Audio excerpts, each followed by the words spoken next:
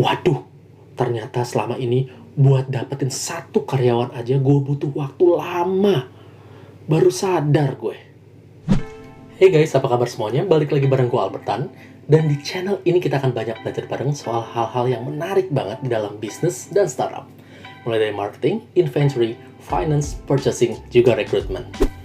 Di setiap perusahaan, apalagi startup, ngebentuk tim atau disebut juga dengan teaming itu krusial banget.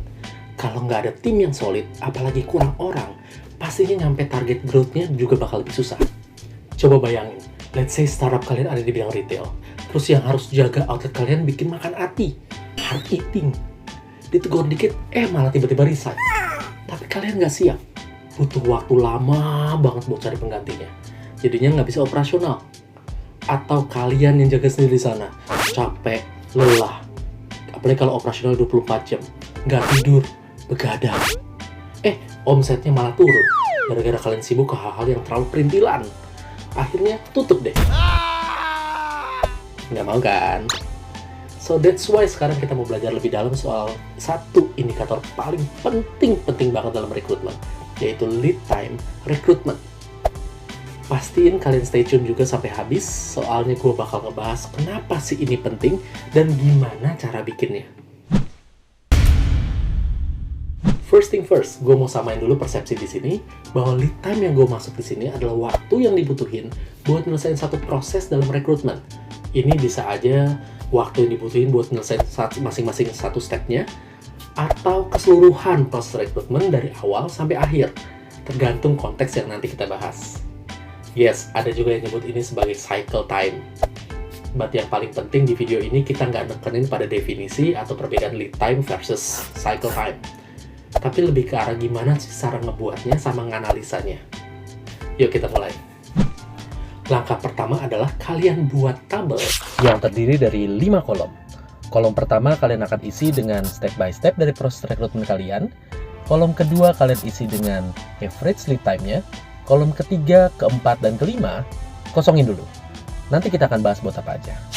Kalau udah, kalian mesti cek nih, langkah-langkah atau step by step rekrutmen kalian itu apa aja.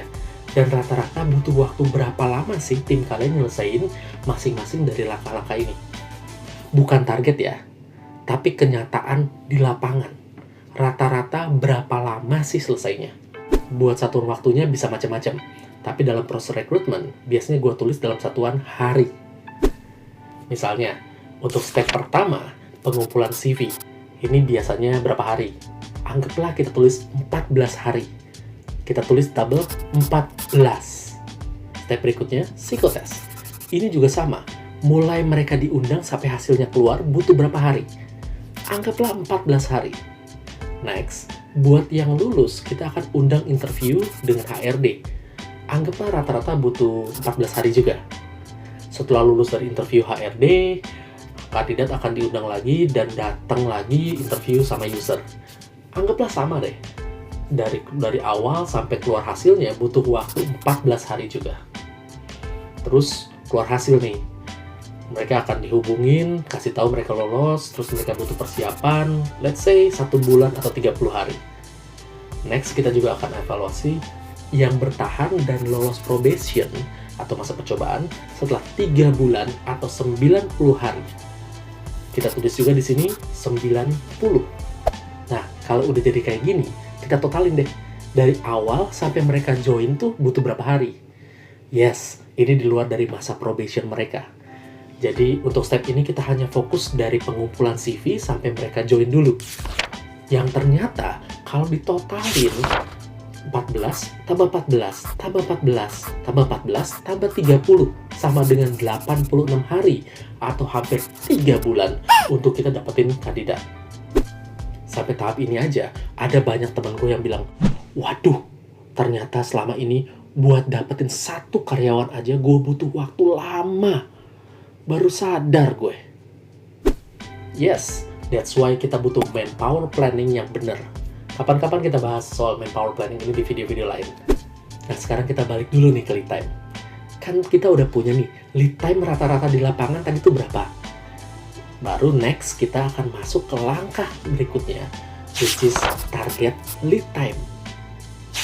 Di tahap ini, kalian akan tulis target lead time yang kalian inginin tuh berapa. Of course, ini mesti diomongin sama kemampuan tim kalian juga. Tapi let's put some number here. Yang pertama, setelah kalian diskusi sama tim kalian bisa lihat bahwa pengumpulan CV yang tadinya 14 hari, ternyata kalian bisa komit untuk batasin di 7 hari aja sejak posting jobnya.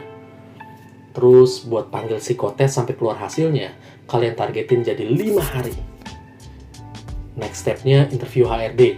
Kalian komit dari 14 hari jadi 5 hari. Kalian juga targetin si user buat interview misalnya 5 hari. Terus buat joining date, biasanya emang butuh 1 month notice atau ya 30 hari. So anggaplah kita taruh tetap di 30 hari. Masa evaluasinya juga kita tetapin nih, misalnya let's say 90 hari.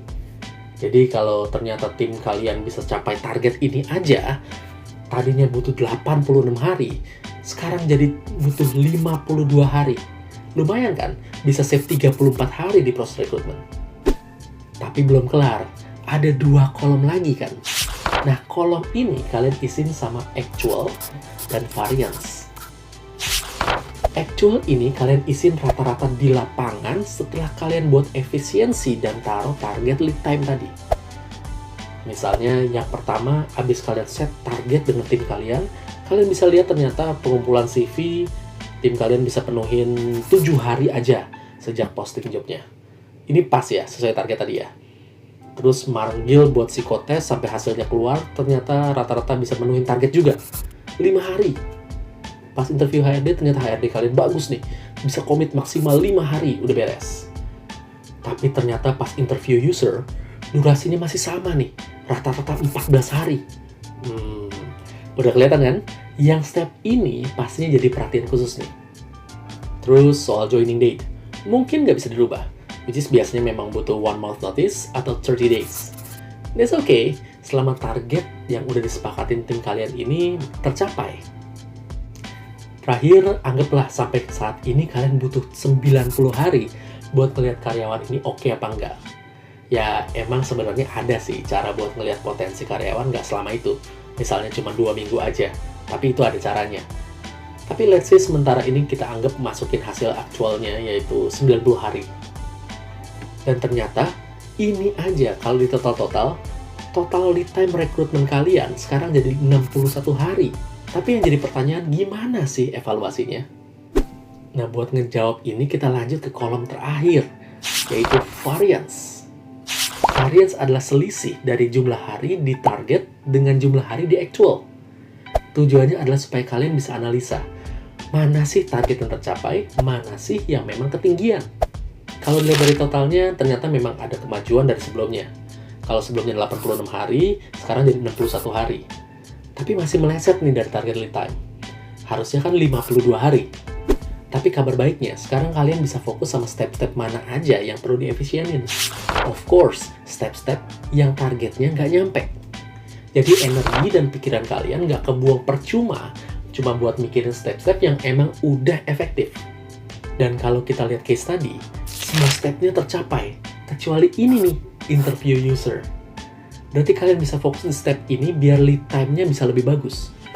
Misalnya di monitor, di push, kasih reward buat interviewnya yang cepet, atau bisa juga kasih konsekuensi buat yang nunda-nunda interview.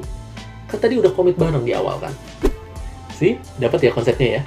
Kalau ditulis sama dianalisa step by step-nya, ini lebih gampang dan lebih kelihatan di mana bottleneck-nya. Tapi kebalikannya, kalau kalian nggak bikin analisa lead time kayak tadi, kalian bakal lebih susah nyarinya, bakal lebih susah ngebenerin lead time rekrutmen kalian. Oke guys, itu dulu video kali ini. Kalau kalian masih punya pertanyaan atau komentar, bisa tulis di kolom komen di bawah ini, biar kita bisa diskusi bareng. So, thank you for watching, and I'll see you on the next video. Bye-bye.